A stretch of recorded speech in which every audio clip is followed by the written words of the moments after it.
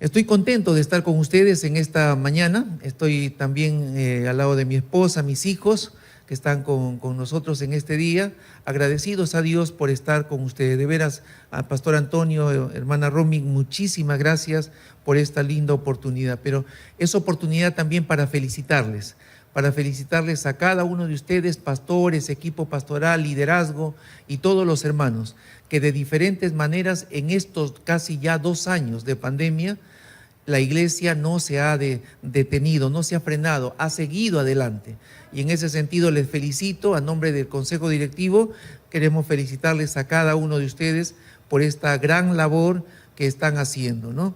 En ese sentido, motivarles a que sigan siendo una iglesia de bendición para todas las familias, que ese es el lema justamente que ustedes tienen.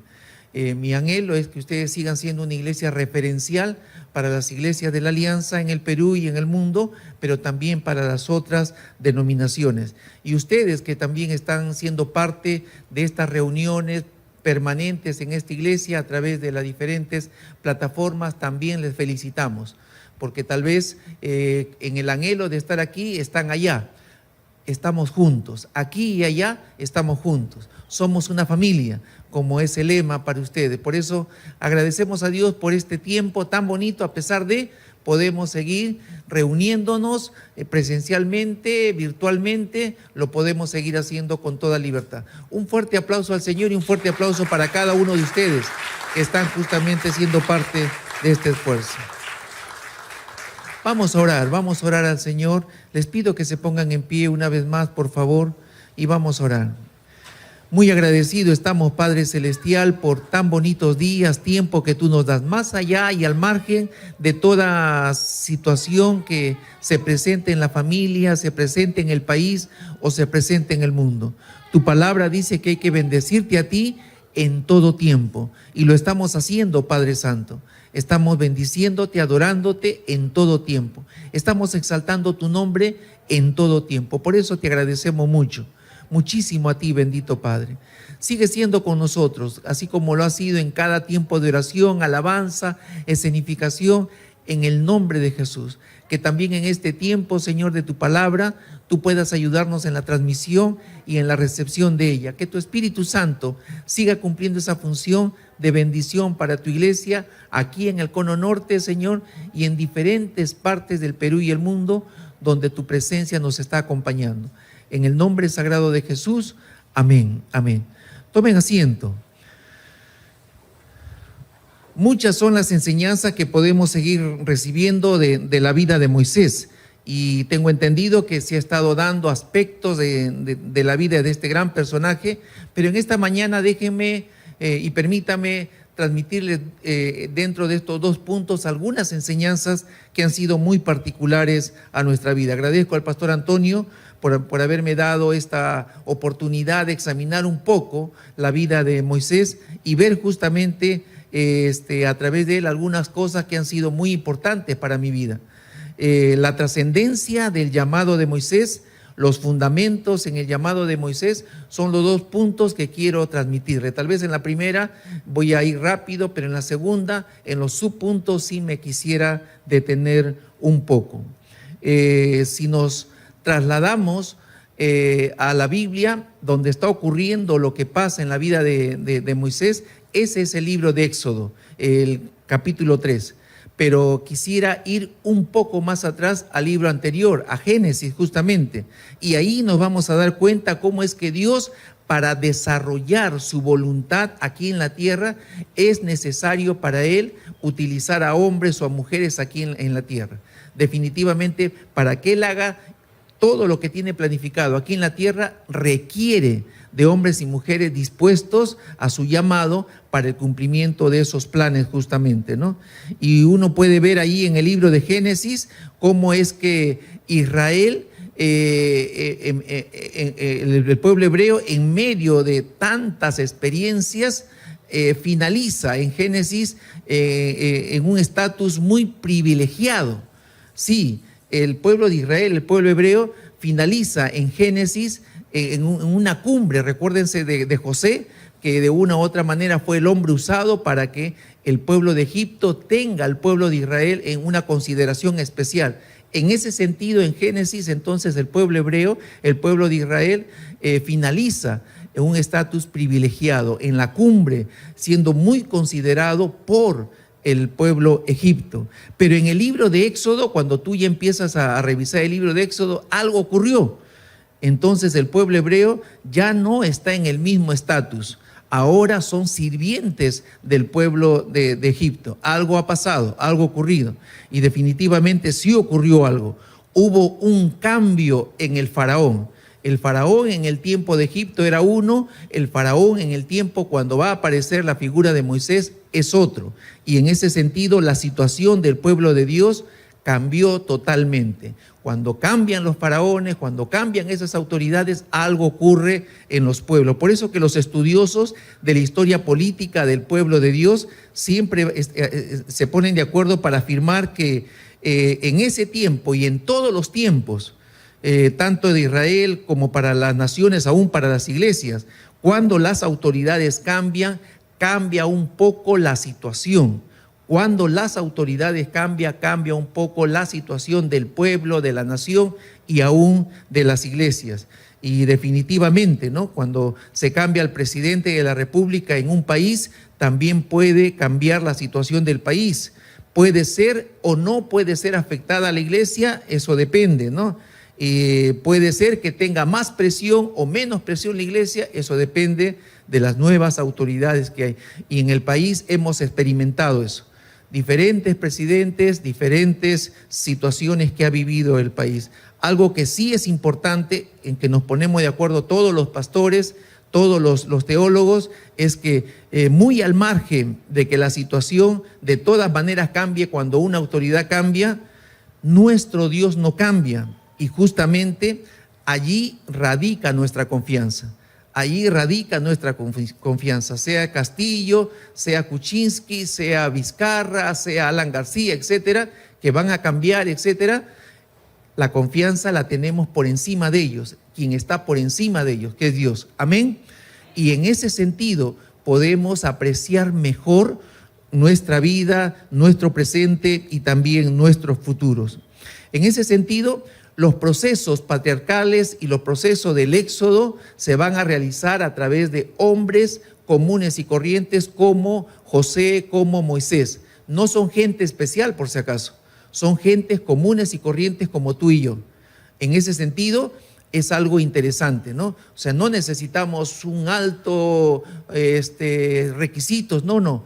Hay algo muy particular. Son hombres y mujeres que Dios utiliza para el desarrollo de sus planes comunes y corrientes y que tengan esa característica de obediencia, eso sí. Por ejemplo, tú puedes ver ahí a un José que de pastor de ovejas se convirtió en todo un príncipe, ¿no? En el tiempo justamente de Génesis. Tú puedes ver en el Éxodo a un Moisés que era un príncipe y se convirtió después en un pastor de ovejas. Líderes comunes y corrientes. Líderes comunes y corrientes que de una u otra manera Dios se fija y Dios dice, no, yo quiero que tú me sirvas, yo quiero desarrollar mis planes con tu vida, y entonces empieza algo sobrenatural y muy especial. En todos los casos son corazones obedientes a las indicaciones de Dios. Cuando va uno a Éxodo capítulo 3, versículo del 1 al 10, tú puedes leer allí y darte cuenta justamente de todo lo que está ocurriendo en la vida de Moisés. Tienes la Biblia, tú puedes leerlo en casa, pero es interesante todo lo que ocurre justamente en todo el trasfondo de la vida de Moisés. Quiero sacar algunas cosas rápidamente para ti. Y es que en la vida de Moisés, ese llamado que él tiene una trascendencia muy especial. Ha pasado el tiempo y todos los estudiosos de la Biblia, especialmente del Antiguo Testamento, quedan impresionados porque lo que ocurrió con Moisés es muy especial, por encima de todo profeta, por encima de todo rey. Algo muy especial ocurrió en la vida de Moisés y a través de la vida de Moisés. Es algo que va por encima de lo normal, por encima de lo normal. Y por eso que hay un respeto bastante hacia la vida de este personaje. Moisés fue uno de los más grandes líderes de la historia, fue un profeta, fue líder espiritual, también fue el quien registró los 10 mandamientos. Moisés fue una de las figuras más destacadas del Antiguo Testamento, es el primer profeta y también el primer legislador de Israel. Es por Moisés que Dios da la ley a su pueblo, crea el Estado judío, el pueblo elegido del Antiguo Testamento y esa nación teocrática de Israel hasta el día de hoy. Es por Moisés que Dios da esa ley a su pueblo, crea es Moisés el profeta del cual diferentes personajes hablan de ese uno que va a venir en el futuro y que va a ser un profeta como Moisés, refiriéndose justamente a Jesucristo.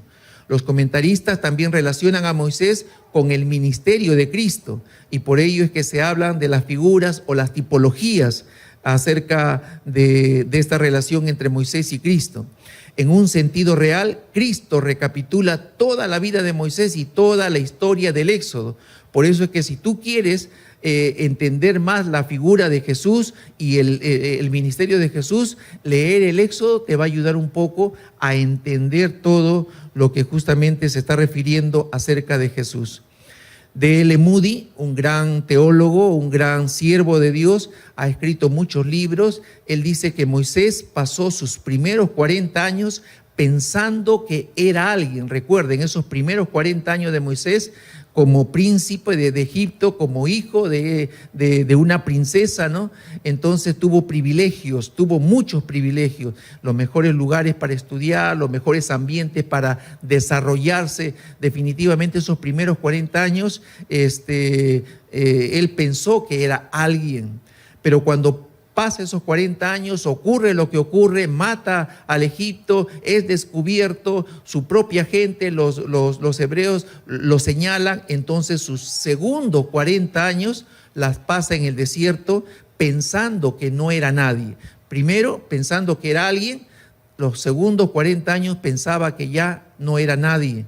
Definitivamente estaba en el desierto, no tenía posibilidades de seguir escalando, posicionándose. Simplemente era aparentemente un simple pastor de oveja. Pero en sus terceros 40 años, dice Moody,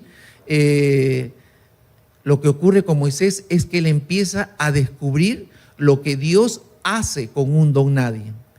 Los terceros, porque recuerden que el ministerio de Moisés empieza después de los 80 años.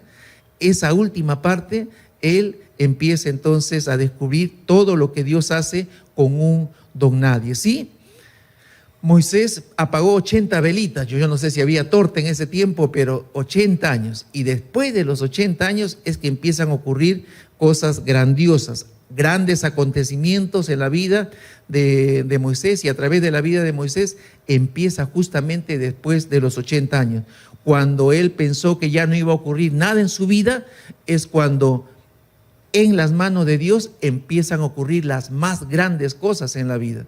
A veces una persona totalmente enferma, una persona con muchos problemas, una persona que recién sale del hoyo, piensa que ya se acabó su vida. No, tal vez a partir de ahí es cuando Dios empieza a hacer las grandes cosas. Él es especialista. Justamente acá tenemos un caso muy especial. Y recuerden, Moisés no era cualquier persona, no era cualquier profeta, no era cualquier siervo, era alguien muy excepcional, muy especial.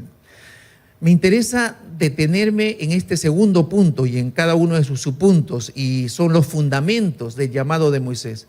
Sí, hay una trascendencia, toda la gente hasta el día sigue hablando acerca de Moisés, que fue alguien muy especial. Hay una trascendencia en los pueblos, en las religiones, etcétera. Moisés es alguien especial, pero ¿dónde está basado? ¿Cuáles son esos fundamentos? Pueden haber muchos, quiero mencionar algunos y como les dije, es explicar un poquitito porque esto es importante. 3 cosas quiero mencionar, y es que Moisés fue llamado y tuvo promesas de Dios. Una zarza ardiente marcó la vida de Moisés y desde ese día era notorio ese llamado y la presencia divina en él. Una segunda cosa como subpunto es que Moisés recibió protección y cuidado de sus padres en medio de una gran presión. Y en tercer lugar, como su punto, Moisés renunció a sus planes para aceptar los planes de Dios, de Abraham, de Isaac, de Jacob, y Moisés se puso en la brecha. Sí, ocurrieron cosas muy particulares y ahí es justamente donde personalmente he sido muy bendecido. Y quiero transmitir algunas de esas cosas que juntamente con mi esposa hemos recibido y hemos conversado y nos hemos retroalimentado. Antes de esa experiencia en la zarza ardiente, antes de esa experiencia extraordinaria, ya Moisés tenía algunas cosas que estaban haciéndole ver que tal vez él, como un hebreo que se metió dentro del mundo de los egipcios, tal vez él podía hacer algo en favor del pueblo de Israel. Ya daban a entender, él mismo lo manifiesta en más de una ocasión. Por ejemplo, en Hechos de los Apóstoles, capítulo 7, versículo 3 al 27, hay una narración de la historia de la vida de Moisés. Cuando cumplió 40 años Moisés, dice que tuvo el deseo de llegarse a sus hermanos. Y ustedes van a leer esos versículos del 23 al 29 del capítulo 7 de Hechos y van a darse cuenta que sí, Moisés ya tenía una intención, ¿no? Entonces él estaba dentro del mundo egipcio, entonces vio a sus hermanos, fue a verlos, él sabía, había sido formado por una madre hebrea. Él sabía que eran sus hermanos, por eso que la Biblia habla de que él fue a visitar a sus hermanos. Y entonces había una intención, ahí mismo se hace mención que él tenía la intención de ser reconocido por sus hermanos, ¿no? Y es por eso que ustedes saben esa figura que ocurrió, que él mata al egipcio, y al matar al egipcio, él piensa que, bueno, al defender a la gente, a los hebreos de este Egipto, entonces él pensó que iba a ganar ascendencia, porque él pensaba que iba a ser en algún momento libertador o ayudador del pueblo hebreo, pero no fue así. No fue así. Al matar al egipcio y al enterrar al egipcio, lo que ocurrió es que se encontró en un problema. ¿Y cuál fue el problema? Cuando él va nuevamente a visitar al pueblo hebreo y se están peleando entre dos hebreos allí y él quiere hacer las paces, él quiere decirle, miren, yo puedo solucionar sus problemas, ellos inmediatamente le van a reclamar, tú no tienes autoridad, tú has matado a alguien. Y ante ese descubrimiento de su pecado y ante la posibilidad de poder ser denunciado y acabar mal, es que él huye al desierto. Él huye al desierto, ¿no? Y ahí empieza otra situación difícil justamente para Moisés.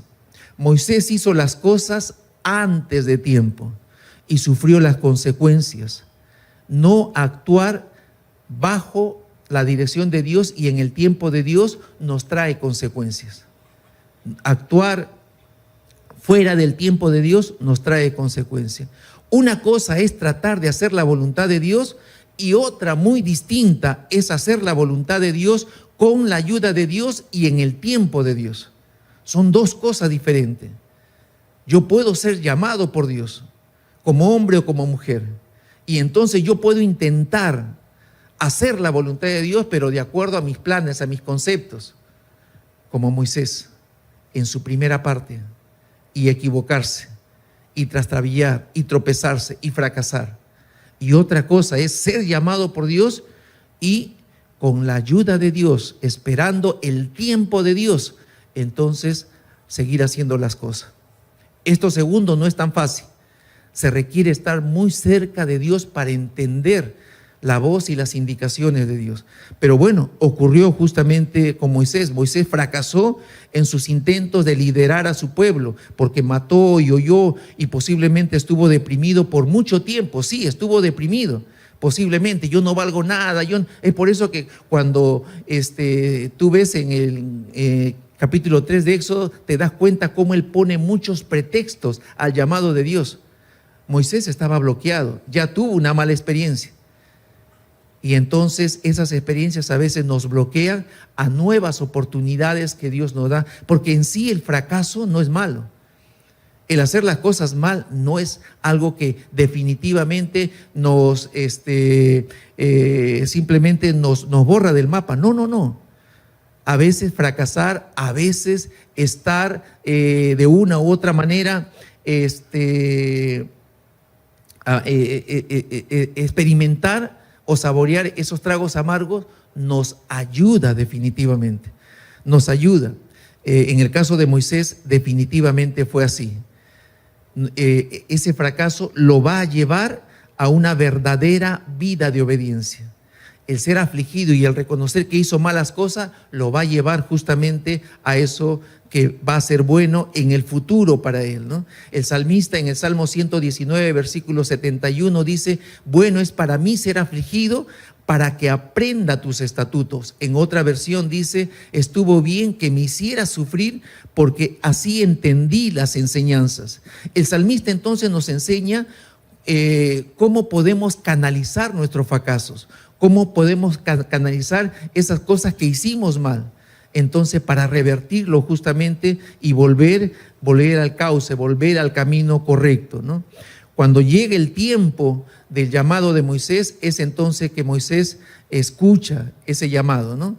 Y ya la cosa cambia, ¿no? Dios justamente dice: he escuchado el clamor del pueblo, te he asignado para que ayudes a mi pueblo. Y ello fue más que suficiente para Moisés para entender ese llamado, y ya llegó el tiempo de hacer lo que tenía que hacer. Y por eso es que asume la responsabilidad y lidera esa liberación del pueblo de Israel. El pueblo de Israel, recuerde, pasó de una condición a otra, a una condición muy satisfactoria, a una condición deprimente, de servidumbre. Y ojo, el pueblo de Dios no debería estar sirviendo a un pueblo pagano, mundano, debería estar sirviendo a su Dios. Ese era el fondo del asunto por el cual él tenía que liberar a su pueblo. Por eso es que apenas están en el desierto, empiezan a adorar al verdadero Dios, no a dioses falsos de los egipcios. Ahí hay un fondo bien interesante que uno va entendiendo. Entonces, esa experiencia en la zarza ardiente cambió totalmente la vida de Moisés. Ya no era el intento de él hacer las cosas en ese llamado que él tenía y sobreentendía, sino que definitivamente lo que él quería hacer era obedecer a su Dios. Y de ahí cambia todo, de ahí cambia todo. Ya no se mira a sí mismo, sino que mira a su Dios. Porque mirarse a uno mismo, lo que ocurre es que uno ve sus debilidades, uno ve sus fracasos, uno ve el pasado. Pero cuando uno empieza a mirar a Dios, aquel que nos está llamando, uno ve el futuro, ve oportunidades, ve posibilidades en adelante. Y eso es lo que empezó a ocurrir justamente con Moisés. Yo estaré contigo. Esta es otra de las expresiones que justamente Dios le indica a Moisés. Fue la promesa que aseguró el futuro. Fue las palabras que rebotó y se quedó en el corazón de Moisés, y que simplemente él dijo: yo agarro mis cosas y voy adelante, ¿no? Con todo este pueblo vamos a salir adelante, ¿no? Y sí, Dios le había asegurado que lo iba a acompañar en la mañana a través de una nube y en la noche a través de una antorcha de fuego. Dios te ha llamado. Si Dios te ha llamado a ti también, simplemente tienes que entender que Él te acompañará. Si Dios te ha dado un encargo, tú tienes que tener en cuenta que Él estará todo el tiempo hasta que se cumpla ese encargo, porque Él promete estar con nosotros. Le prometió a Moisés, y fíjense que lo cumplió hasta el final, ¿no? Una cosa más de Moisés es que él recibió protección y cuidado de sus padres en medio de esa gran presión. Definitivamente también esta es otra gran verdad. Cuando los padres empiezan a formar a sus hijos en esos años formativos, cuando tú inviertes tiempo en esos años formativos y de tus hijos, se hace verdad lo que el hombre más sabio en la historia dice: que cuando instruyes al niño en su camino, cuando fuere viejo no se va a apartar de él.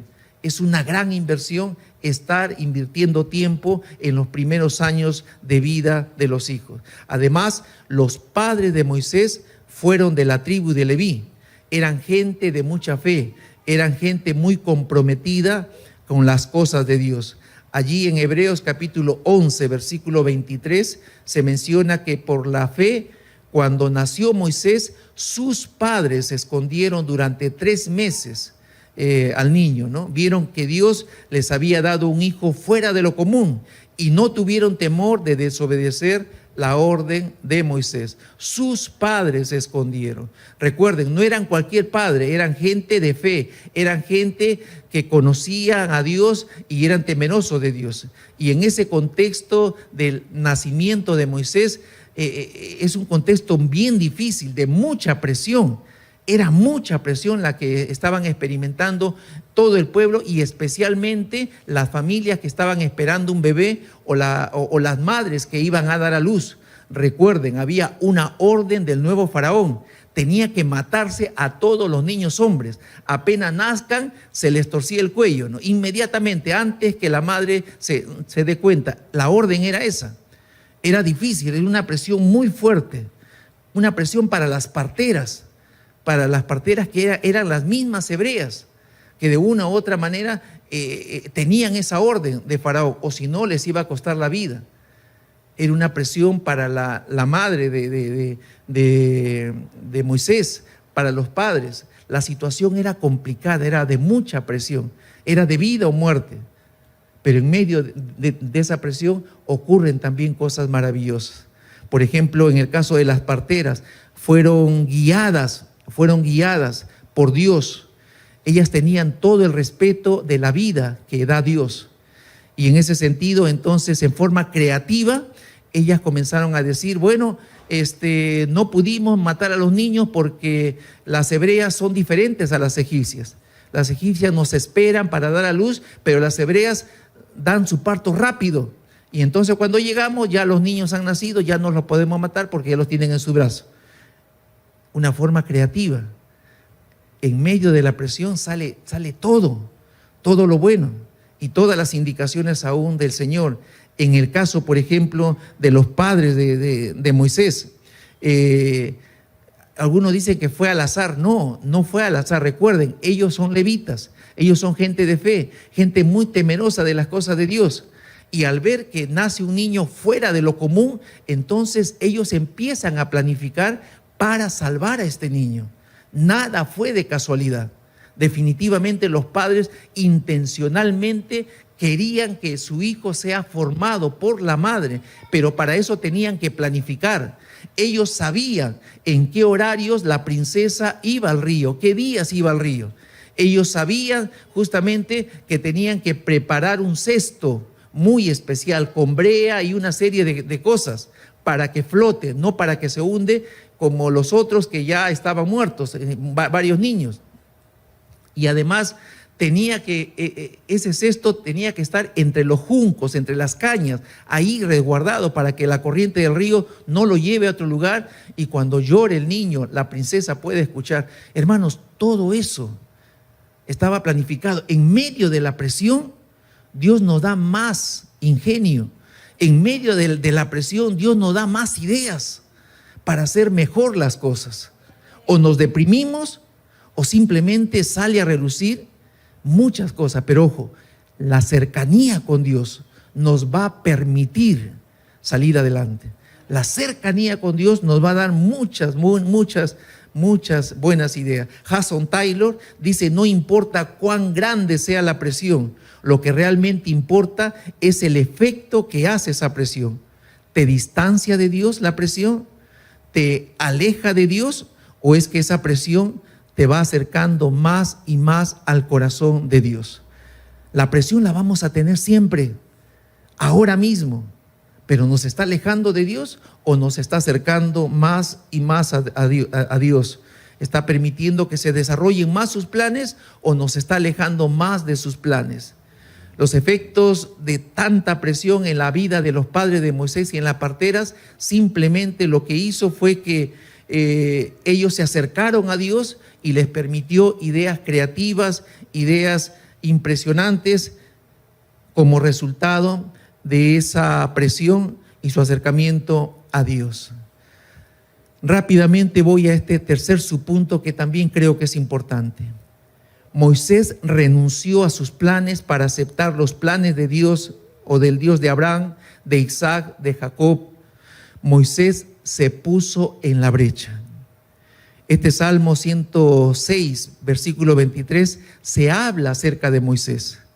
Allí se dice justamente que él dijo que los hubiera destruido, de no haberse puesto Moisés, su escogido, en la brecha delante de él, a fin de apartar su furor para que no los destruyera. Sí, el Salmos ya nos da una figura de lo que está pasando en Éxodo, de lo que ocurrió en Éxodo. Él se puso en el medio. ¿Recuerdan? Moisés está allá en la parte más alta del monte, baja con los mandamientos y encuentra un pueblo rebelde que está adorando a otro Dios. Y Dios le indica, ¿sabes qué cosa, Moisés? Ahí nomás a un costado, yo voy a destruir otro pueblo, tú vas a trabajar con otro grupo de gente y de esta manera. Y Moisés lo que hace es decirle, no, Señor. No, Señor. Él se pone en el medio. La palabra aquí es ponerse en la brecha. Eso es lo que está haciendo Moisés.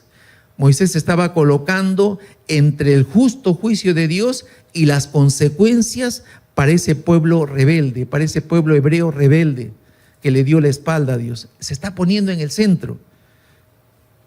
¿Qué significa ponerse en la brecha? Es interceder y clamar con intensidad y entrega por los demás.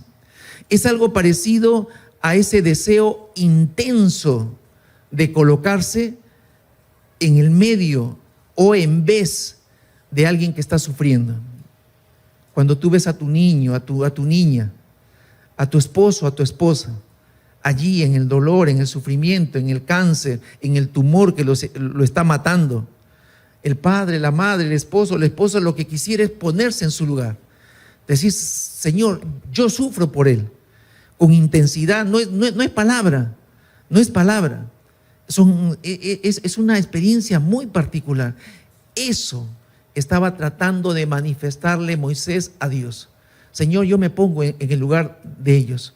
Si los matas, también mátame a mí. Eso era ponerse en la brecha. Con intensidad estaba clamando, estaba simplemente entregando su vida para todo ello, ¿no? Eso era ponerse en la brecha, una acción que al final tiene muchos efectos en la gente, en los integrantes del pueblo, como ocurrió posteriormente, ¿no? La gente que ha entendido entonces hace lo mismo en el tiempo. Pero ponerse en la brecha implica sacrificio, implica pérdidas, implica riesgos, implica recibir críticas, burlas, rechazo y en muchos casos aún perder para que otros ganen. Sí, eso implica también ponerse en la brecha.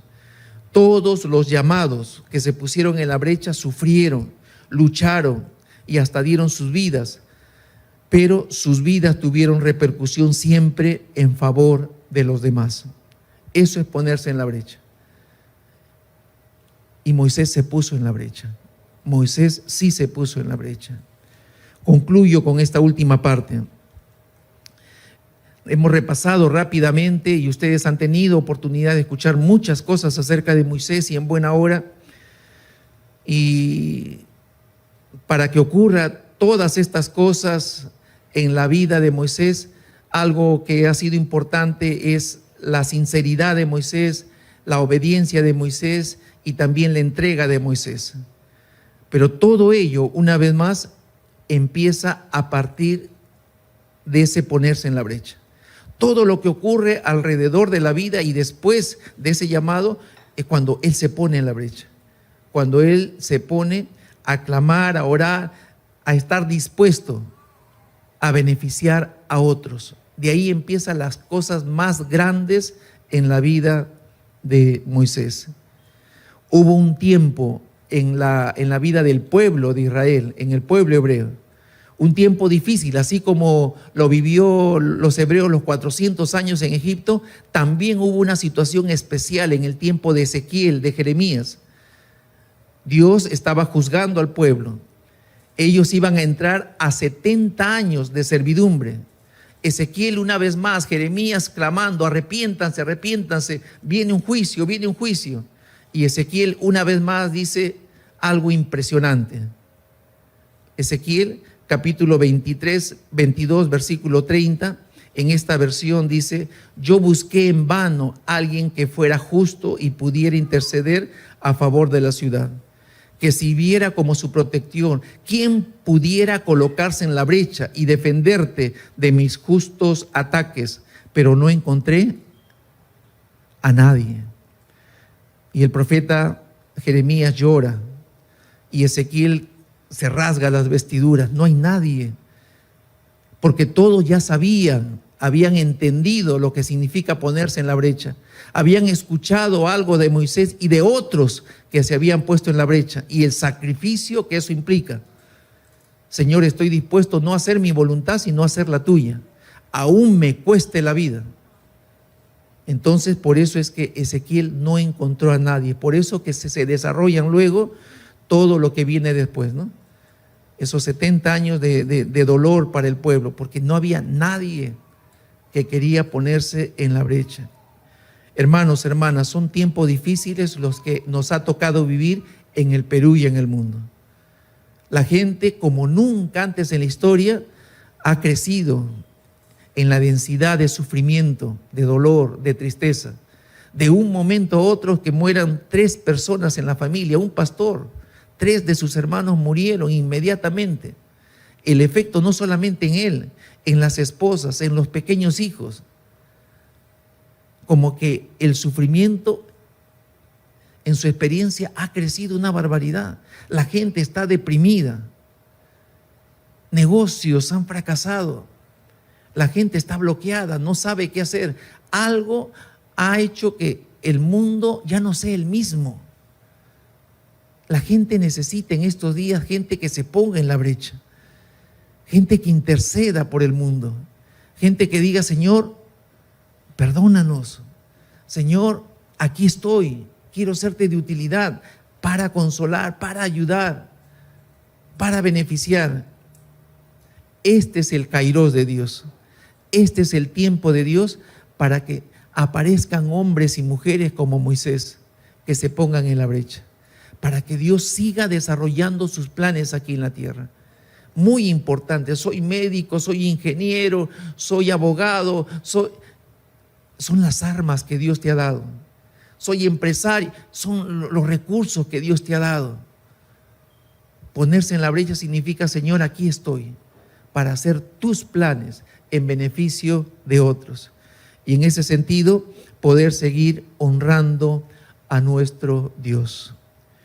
Señor, muchas gracias por la oportunidad que nos das de poder abrir tu palabra y encontrar en ella, Señor, todo lo justo y necesario. Para recordarnos, Señor, que siempre nos pides más. Siempre tú nos pides más, Señor amado. Bendito Dios, gracias por mis hermanos que ya están en la brecha, que están haciendo uso de dones, talentos, habilidades, glorificándote a ti para que tu evangelio corra, para que muchas vidas sean discipuladas, sean beneficiadas. Muchas gracias. Sigue, Señor, derramando sabiduría e ingenio a través de ellos, Señor, y bendíceles a ellos, a sus familias. Pero te ruego, Señor, por otros tantos que recibieron un llamado tuyo, por otros tantos, Señor, que dejaron a un lado ese llamado en algún momento de la historia, y que tú ahora, al permitirnos ver cómo está el mundo, tú reclamas que sean leales y fieles ese llamado, que sean obedientes y permanentes en ese llamado. Por eso, bendito Dios, en esta mañana quiero rogarte por ese grupo de hombres y mujeres, jóvenes y adultos, a quienes tú has llamado y requieres para estos tiempos, para este Kairos tuyo, para este tiempo tuyo, Señor. En el nombre de Jesús, te suplico que, Señor, que toques sus corazones. Te suplico, Señor amado, que tú de diferentes maneras hagas lo que tienes que hacer hasta que cada uno de ellos, aquí presentes, a través de las redes, de las plataformas, donde estén en alguna parte de Lima, del Perú o del mundo, Señor, tú toques sus corazones hasta que ellos sean obedientes totalmente a ti, bendito Dios. En el nombre de Jesús, levanta siervos y siervas, hombres y mujeres, que colocándose en la brecha sean de mucha bendición para tu iglesia, para nuestro país y para el mundo. Nos ponemos en tus manos, nos ponemos en la brecha, queriendo suplicarte, bendito Dios, que sigas desarrollando todos tus planes desde el cielo, aquí en la tierra, en los méritos santos de Jesucristo. Hola, gracias por mirar este video. Espero que haya sido de bendición para tu vida.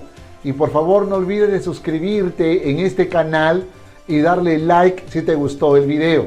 Y compártelo para que juntos podamos ser de bendición para nuestra ciudad, para nuestra nación y el mundo entero. Que Dios te bendiga.